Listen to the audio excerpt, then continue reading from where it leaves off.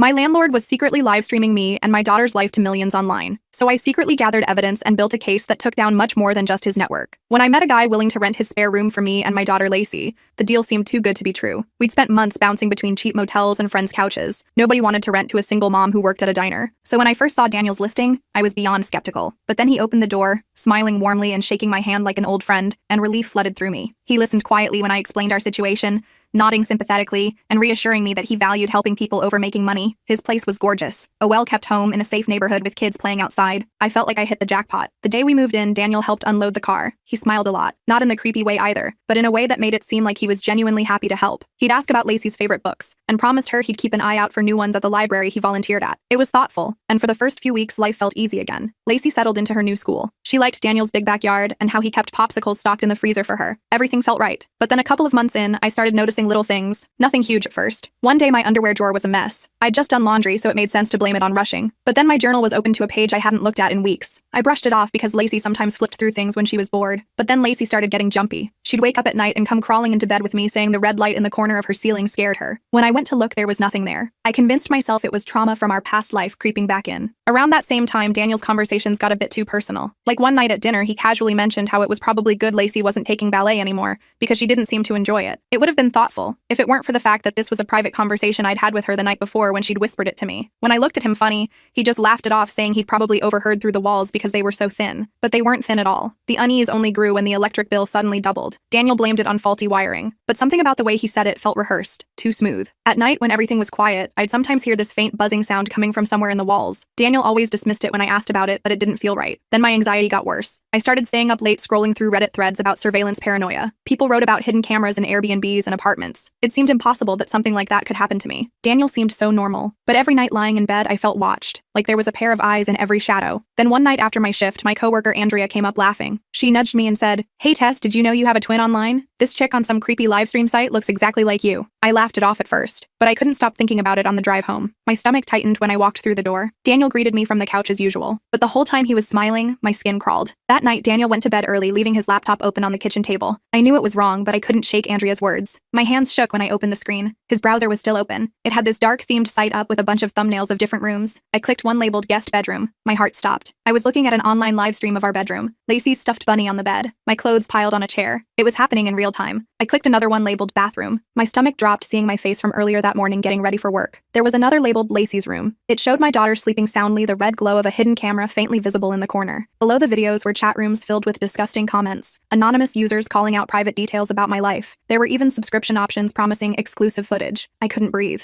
I felt violated, terrified, sick. And there at the top was Daniel's username. He was listed as the host. His smiling profile picture taunted me, the same friendly grin he always wore when he asked if we needed anything. I stared at the screen, barely able to process what I was seeing. Daniel had been watching us this whole time. I should have screamed. I should have packed up and left, but I didn't. Instead, I started planning to ruin Daniel's life. I lay awake all night, staring at the ceiling, now aware of the tiny camera hidden in the smoke detector above my bed, its small red light occasionally blinking just like Lacey had described. I needed proof. I needed a plan, and I needed to make sure Daniel never suspected that I knew. I couldn't sleep that night, not for a single minute. Every time I closed my eyes, I imagined all those anonymous people watching us, commenting on our lives like we were characters in some sick reality show. I kept glancing at the smoke detector, that tiny red light blinking occasionally, mocking me. I wanted to tear it out of the ceiling, smash it to pieces, but I knew I couldn't. Not yet. When morning came, I acted as normal as possible, made breakfast for Lacey, helped her pick out clothes for school, all while feeling like my skin was crawling. Daniel came into the kitchen as we were eating, and it took everything in me not to flinch when he put his hand on my shoulder as he reached for the coffee pot. "Sleep well?" he asked with that same friendly smile that I used to find reassuring. Now it just made me want to throw up. "Like a log," I lied, forcing a smile. "You feeling better? That migraine gone?" He nodded, pouring his coffee. "Much better. Thanks for asking." I watched him carefully as he sat down across from us. Did he know that I knew? Could he tell something was off? I tried to remember if I'd left any trace of my snooping on his laptop. I didn't think so, but tech wasn't really my thing. After dropping Lacey at school, I called in sick to the diner. I needed time to figure this out, to search for cameras without Daniel watching. But when I got back to the house, his car was still in the driveway. "Great. Thought you had work," he said when I walked in. "Shift got canceled." I lied, hanging up my jacket. Not enough tables. Happens sometimes. Daniel nodded, then gestured to his laptop. I'm working from home today. Just feel like being around the house, you know? There was something about the way he said it that made my stomach twist. Was he keeping an eye on me? Did he suspect something? I spent the day pretending everything was normal while my brain was in overdrive. I did laundry, cleaned our bedroom, all while casually looking for cameras. I found 3 more, one disguised as a wall outlet, another in the air vent, and a third in the base of the lamp on my nightstand. The more I found, the sicker I felt, but I made sure to act like I hadn't noticed anything. Daniel hovered around all day, coincidentally, showing up wherever I was. When I was folding laundry in the living room, he decided to read on the couch. When I was cleaning the bathroom, he suddenly needed to fix a cabinet hinge right outside the door. It was exhausting trying to act normal with him watching my every move. Finally, around 3 p.m., he announced he needed to run some errands before picking up a few things for dinner. The moment his car pulled out of the driveway, I raced to Lacey's side of our room. I had to find the red light she'd been talking about. It took me less than 2 minutes. There it was, built into her bedside lamp, a tiny camera lens with a red indicator light that would only be visible in the dark. The sick bastard was watching my 8-year-old daughter sleep. I was taking pictures of it with my phone when I heard the crunch of tires on the driveway. Daniel was back already? I frantically put everything back exactly as it had been and rushed downstairs, trying to look casual as he walked in with a bag of groceries. Forgot my wallet, he explained with a chuckle, patting his back pocket. Can't buy much without it. I laughed like it was the funniest thing I'd ever heard, all while wondering if he'd come back because he was watching me on a hidden app and saw me finding the camera in Lacey's lamp. That night, after Lacey was asleep, I laid in bed with my phone under the covers, researching hidden cameras and what to do if you find them. Most advice said to go to the police immediately, but something held me back. What if they didn't believe me? What if they took too long to act and Daniel destroyed evidence? What if we ended up homeless again because of it? I remembered how the police had treated me years ago, when I reported Lacey's dad for harassment after he left. He kept showing up at our apartment at odd hours,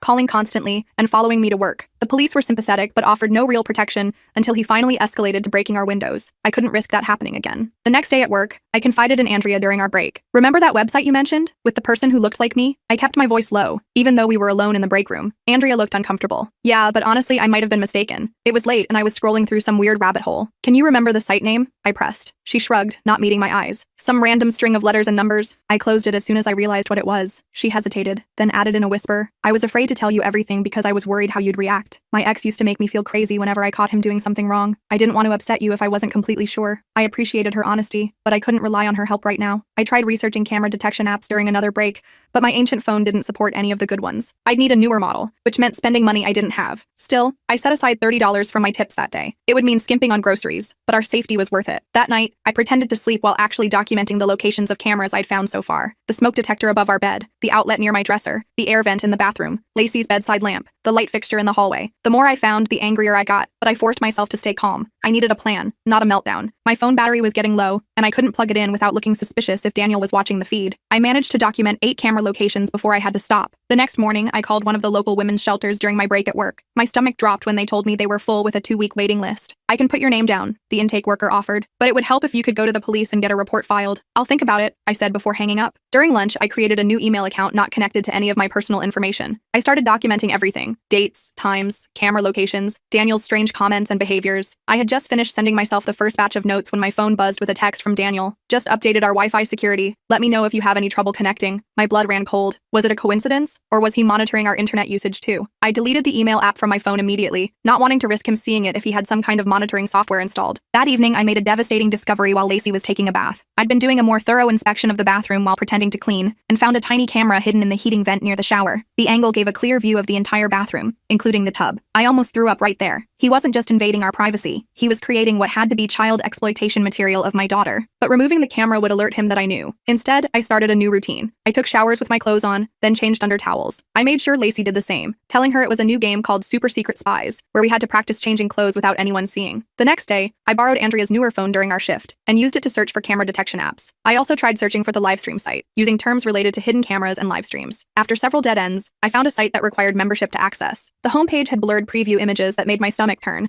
They looked like hidden camera footage of different rooms. I signed up using a fake email and a prepaid card I kept for emergencies. The $29.99 membership fee hurt, but I needed to know what we were dealing with. Once inside, my worst fears were confirmed. There was an entire section labeled Single Mom and Daughter, with thumbnails showing our bedroom, bathroom, and other areas of the house. Even worse, there were archived videos dating back months before we moved in, showing previous tenants in the same rooms. My hands shook as I scrolled through, seeing other women and children who had no idea they were being filmed. Daniel hadn't just targeted us. This was his whole operation. The site had different different membership tiers. Basic members got access to live streams and recent archives. Premium members paid extra for special requests and more invasive footage. And platinum members, paying hundreds monthly, got something called direct interaction opportunities that I didn't want to even think about. I took screenshots of everything, documenting usernames, payment details, and the site structure. Then I deleted the browser history on Andrea's phone and returned it to her locker before she noticed it was missing. That night, I created a new game with Lacey. Let's be detectives, I suggested, keeping my voice light and playful. Every day we'll check our room for spy bugs like they do in the movies. Lacey thought it was great fun, especially when I showed her how to change clothes in the closet, where the spy bugs can't see. We made it into an adventure, checking behind picture frames and inside light fixtures. I hoped it would keep her safer without scaring her about what was really happening. Daniel noticed our new routine. At dinner that night, he asked casually, "What's this detective game you two are playing?" My heart raced, but I kept my expression neutral. "Oh, Lacey's class is doing a unit on mystery books. She's really into it, wants to be a detective now." I turned to Lacey with a smile. "Right, sweetie?" Lacey nodded enthusiastically and launched into a story about her teacher reading Harriet the Spy to the class. Daniel seemed to accept the explanation, but I noticed his smile didn't quite reach his eyes. Over the next few days, I started subtly covering cameras around the house. I hung a towel over the bathroom vent to dry. I rearranged some decorations to block the view of others, but each time Daniel would tidy up when I wasn't around, putting everything back in place. I switched tactics, using clear nail polish on some camera lenses when Daniel was out. It wouldn't be noticeable to someone just glancing at the device, but would make the camera feed blurry. I also started playing music constantly, claiming it helped Lacey with homework, hoping it would interfere with the audio. Daniel confronted me about the music after a few days. "The constant noise is giving me headaches," he said, rubbing his temples for effect. "I'm sorry," I replied, not turning it down. "Lacey's having trouble concentrating at school. Her teacher suggested background noise might help her focus. It's really making a difference." He couldn't argue with that without seeming unsympathetic, so he backed down. But the next day, I noticed new speakers installed in the living room and kitchen. "Thought we could use an upgrade," Daniel explained when I asked. "These have better sound quality." I bet they also had built-in microphones. Around this time, I met another mom at Lacey's school pickup. Jessica had a son in Lacey's class and mentioned she was looking for a roommate for her 2-bedroom apartment. "My previous roommate bailed, and I'm struggling with the rent," she explained. "It's not huge, but there's a proper bedroom for each of us." It sounded perfect, but there was a catch. The current tenant wasn't moving out for 3 weeks, so the room wouldn't be available until then. Still, it was the first real escape option I'd found. I gave her a deposit from my emergency fund, praying we could survive in Daniel's house until then. Meanwhile, I was noticing more and more signs that Daniel was entering our room when we weren't home. Things would be slightly moved. The closet door that I deliberately left open would be closed. My journal, which I now filled with fake entries as a decoy, would be at a different angle than I left it. I started setting tiny traps. A single hair placed across the door frame, a pencil positioned precisely on the desk, the cap of my lip balm turned to a specific angle. Each day, I'd come home to find these tiny signals disturbed. He was going into our room daily, probably adjusting cameras or downloading footage. I couldn't confront him directly. It was too dangerous, especially with no proof that would stand up to police scrutiny. Instead, I started keeping our most personal belongings in a gym bag that I carried with me everywhere. Lacey thought it was part of our spy game, but I was terrified of what would happen if Daniel realized I was onto him. One afternoon during my lunch break, I visited a free legal aid office near the diner. The volunteer lawyer couldn't offer much help without me filing a police report, but she did give me some crucial information. In our state, I could legally record conversations I was part of without the other person's consent. I could also take photos of anything in plain sight in areas of the house I was permitted to use. Armed with this knowledge, I started recording all my conversations with Daniel on my new prepaid phone. I would casually bring up topics that might get him to reveal something incriminating. I was reading about these new smart home devices I mentioned over dinner one night, phone recording in my pocket. "They've got cameras and everything now. Kind of creepy, right?" Daniel shrugged, taking a bite of pasta. "That's just the world we live in now. Privacy is pretty much dead." He gave me a look that sent chills down my spine. "You should be careful about what websites you visit, by the way. Lots of sketchy stuff out there." Was he confirming that he monitored our internet usage? It felt like it, but it wasn't the smoking gun I needed. The following weekend, I noticed one of the bathroom cameras had been repositioned, angled differently than before. It now had a better view of the shower. The adjustment made me feel physically ill, but I couldn't remove it without alerting Daniel. Instead, I accidentally sprayed cleaning solution directly onto it while cleaning, hopefully damaging the lens. A few days later, Daniel came home with a gift. "For the bathroom," he said, handing me a small bag containing decorative towel hooks. "Thought they might brighten up the space." I looked at the hooks, immediately suspicious. They were bulky, with unusually large bases that could easily conceal cameras. "That's so thoughtful," I said, forcing a smile. "I'll put them up right away." Later, while installing them, I accidentally dropped them repeatedly on the tile floor until I heard something inside break. When Daniel asked later if I liked how they looked, I apologized profusely about my clumsiness, showing him the broken hooks. With only 10 days left until we could move into Jessica's apartment, I was checking the live stream site daily, using the public library computers, trying to gather more evidence. One day I noticed something alarming in the chat section. A user named PremiumView69 commented, "Can't wait for the special event this weekend when Landlord is gone. Worth every penny of platinum membership." What special event? Daniel had mentioned going out of town that weekend to visit his brother. Was that just a cover story? I checked his calendar when he was in the shower, something I'd started doing regularly, and found no travel plans at all. Instead, he had blocked off the entire weekend with a note that simply said, "Home, Special project. Whatever he was planning, I didn't want to be there for it. I told Daniel the next morning that Lacey and I needed to visit my sick mother that weekend. It's short notice, I know, I said apologetically, but she's not doing well, and Lacey hasn't seen her in months. Daniel's reaction was immediate and unsettling. I could watch Lacey for you, he offered quickly. Save you the trouble of taking her along. You'd be free to focus on your mom. That's really kind, I said, maintaining my fake smile. But my mom would be heartbroken not to see her. She's asking for both of us. He reluctantly agreed but seemed agitated afterward. I caught him texting frantically when he thought I wasn't looking. I didn't have a sick mother to visit. Mine had passed away years ago. But I did have just enough money left for 2 nights at a cheap motel across town. I told Lacey we were having a special girls' weekend as a treat. At the motel, with a door that locked and no cameras watching, I finally broke down. All the fear, anger, and tension of the past weeks came pouring out. I cried in the bathroom with the shower running so Lacey wouldn't hear me. Then I washed my face, put on a smile, and ordered pizza for us as a special treat. While Lacey watched cartoons, I used the motel's Wi-Fi to log into the live stream site again. I needed to see what this special event was supposed to be. The site had a countdown timer on the main page. Special access event, 22 hours remaining. There was a whole section dedicated to it, but it required platinum membership to view, far more than I could afford with my nearly empty bank account. I spent hours documenting everything, taking screenshots, recording screen captures as evidence. I was so focused on gathering information that I didn't hear the knock at first. When it came again, louder, I jumped. It was the motel manager, a middle-aged man with a concerned expression. Ms. Rivera, there's a man on the phone saying he's your husband. He's quite worried about you and your daughter. My blood ran cold. I don't have a husband. The manager frowned. He says his name is Daniel Whitaker. Claims you took your daughter without telling him and he's concerned for her safety. Of course Daniel had tracked us down.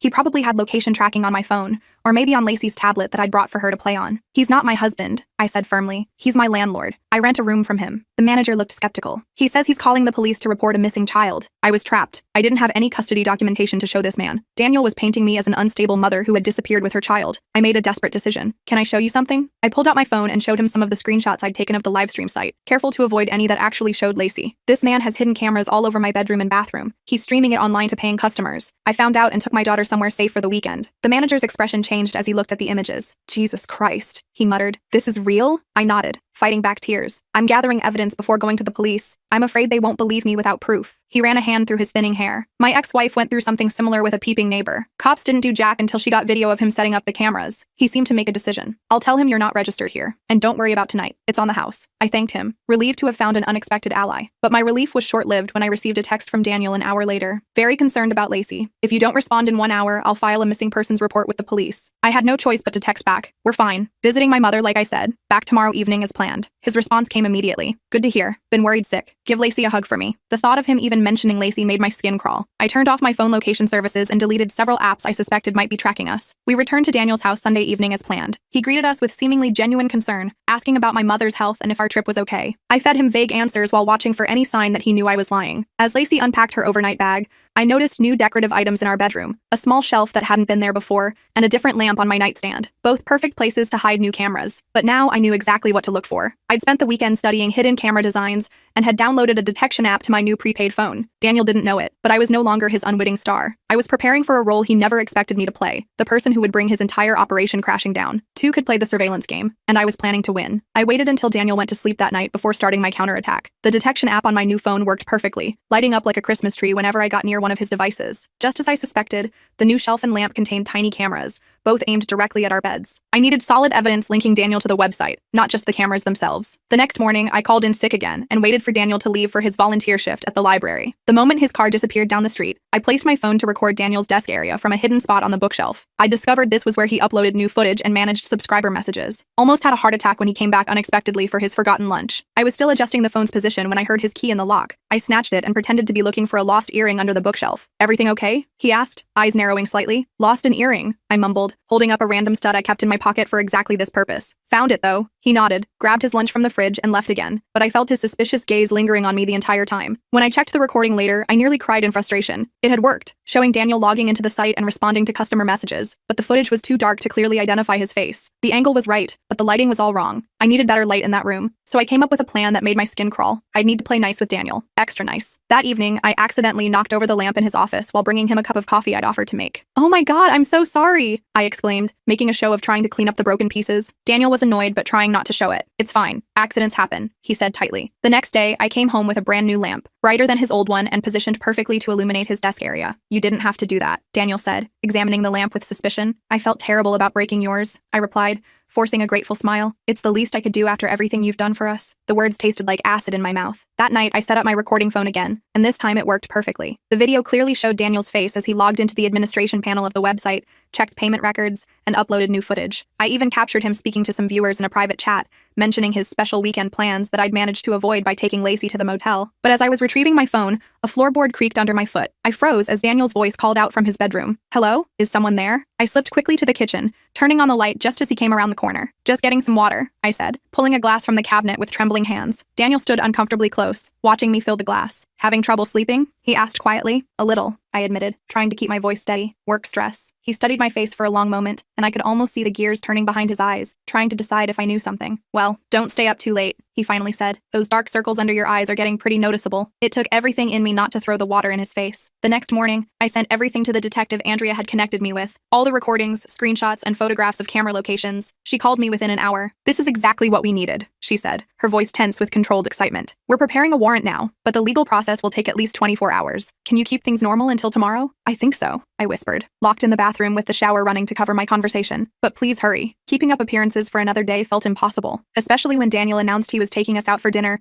to celebrate being like family. The calculating look in his eyes made me wonder if he suspected I was onto him and was planning something. I agreed to dinner anyway, texting the detective our location as we drove to the restaurant. At least in public, we'd be relatively safe. Throughout dinner, Daniel's phone kept buzzing with notifications. Each time he checked it, his expression grew darker. Whatever was happening on his precious website clearly wasn't making him happy. "Something wrong?" I asked innocently. "Just work stuff," he muttered, silencing his phone. "Technical issues." I wondered if the detective had already started moving against the website's servers. The thought gave me the courage to make it through dessert, stalling as long as possible while Lacey enjoyed an ice cream sundae bigger than her head. As we pulled into the driveway, my heart nearly stopped. 2 unmarked police cars were parked on the street. Daniel immediately tensed, his knuckles whitening on the steering wheel. "Stay in the car," he ordered sharply, all pretense of kindness gone. "What's wrong?" I asked, playing dumb while reaching back to unbuckle Lacey's seatbelt. "Are those police cars?" Before he could answer, Detective Rivera approached the driver's side window, showing her badge. "Mr. Whitaker, I need you to step out of the vehicle, please." Daniel's face transformed into something unrecognizable, rage and panic fighting for control. He threw the car into reverse, but I was ready. I grabbed the keys from the ignition and opened my door. "Lacey, come with mommy right now," I said firmly, helping her out of the car as Daniel swore and tried to grab the keys back from me. We managed to get out of the car, and I pulled Lacey toward the porch as Daniel abandoned the vehicle and darted toward the back of the house. 2 officers immediately gave chase while Detective Rivera stayed with us. "Are you both okay?" she asked. I nodded, holding Lacey close as we watched the officers catch Daniel trying to scale the back fence. They brought him back around in handcuffs, his friendly facade completely gone, replaced by cold fury as he glared at me. "You lying bitch!" he spat as they walked him past us. "I gave you everything!" I turned Lacey away, covering her ears, but she'd already heard. She looked up at me, her small face serious. "The red lights can't watch us anymore, right, Mom?" I nodded, finally letting the tears come. "That's right, baby. No more red lights." The next few hours were a blur of police statements and evidence collection. Officers carefully removed cameras from our room while others seized Daniel's computers and equipment. Detective Rivera explained they'd need our statement again in the morning, but tonight we could stay at a hotel the department would arrange. "We've already identified over 20 cameras throughout the house," she told me quietly,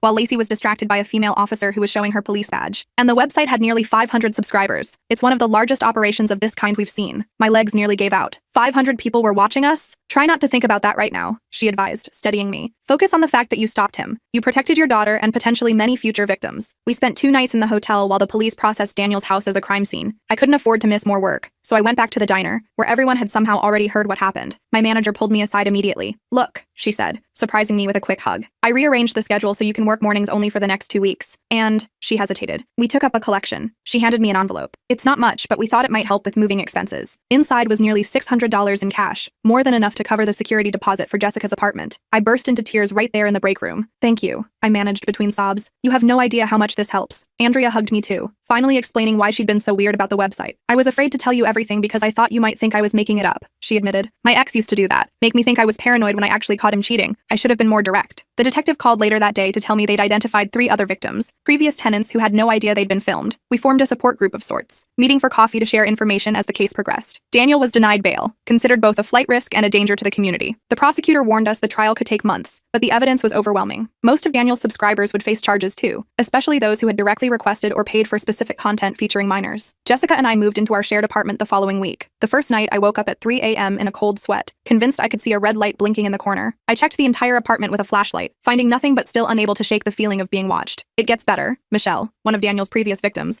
assured me when I told her about my paranoia. I used to shower with my clothes on for months after I moved out. I didn't even know why I felt so uncomfortable there. I just knew something was wrong. She was right. Gradually, the hypervigilance faded. I still checked for cameras sometimes, but the panic diminished. Lacey started sleeping through the night again, though she still wanted her closet light on. 6 months later, faced with the mountain of evidence against him, Daniel accepted a plea deal. 15 years with no possibility of early release, plus registration as a sex offender. Part of the agreement was that all footage would be destroyed after being used as evidence. We can't guarantee everything has been removed from the internet, the prosecutor warned me gently. Some subscribers may have downloaded content. It was a harsh reality to accept, but I chose to focus on moving forward, rather than dwelling on what couldn't be changed. Jessica and I decided to remain roommates even after her lease ended, finding a larger apartment where each family had more space. Our kids got along like siblings, and having another adult to share responsibilities with made everything easier. On the 1-year anniversary of the day we escaped Daniel's house, I thought about marking the occasion somehow, maybe a small ceremony of closure, or even just acknowledging how far we'd come. But when I mentioned the date to Lacey, she just looked confused. "That was like forever ago, Mom," she said, rolling her eyes in that preteen way she'd recently adopted. "Can we please go get ice cream with Jessica and Ethan instead? You promised last week." Looking at her, happy, safe, and wonderfully normally annoyed with her mother, I realized we didn't need to commemorate the trauma. The best revenge against Daniel wasn't anger or bitterness. It was simply living our lives as if he'd never mattered at all. "You're right," I said, grabbing my purse. "I did promise ice cream. Let's go get Jessica and Ethan." As we walked to the ice cream shop, Lacey reached for my hand, something she'd recently decided she was too old for in public. I squeezed her fingers gently, savoring the moment. "Love you, Mom," she said quietly. "Love you too, baby." No red lights, no hidden cameras, no creepy landlord pretending to be our savior while exploiting our vulnerability. Just us, building a real life, on our own terms. And honestly, it's pretty awesome.